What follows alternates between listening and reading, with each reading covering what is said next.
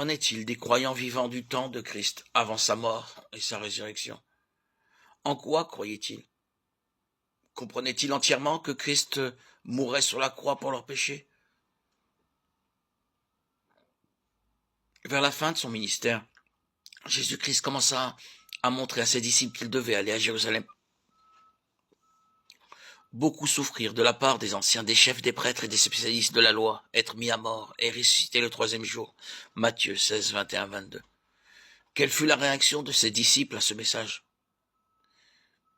Pierre le prit à part et se mit à le reprendre en disant « Que Dieu t'en garde, Seigneur, cela ne t'arrivera pas. » Pierre et les autres disciples ne connaissaient pas toute la vérité. Mais ils étaient sauvés parce qu'ils croyaient que Dieu allait intervenir pour résoudre le problème de leur péché. Ils ne savaient pas exactement comment cela se ferait. Pas plus qu'Adam, Abraham, Moïse ou David. Mais ils croyaient en Dieu. Aujourd'hui, nous bénéficions d'une révélation plus complète que ceux qui ont vécu avant la résurrection du Christ. Nous connaissons toute la vérité. Après avoir autrefois, à de nombreuses reprises et de bien des manières parlé à nos ancêtres par les prophètes, Dieu, dans ces jours qui sont les derniers, nous a parlé par le Fils. Il l'a établi héritier de toutes choses.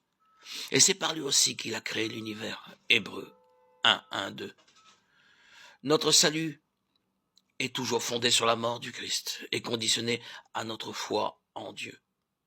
Aujourd'hui, nous croyons que Jésus-Christ est mort pour nos péchés, qu'il a été enseveli et qu'il est ressuscité le troisième jour.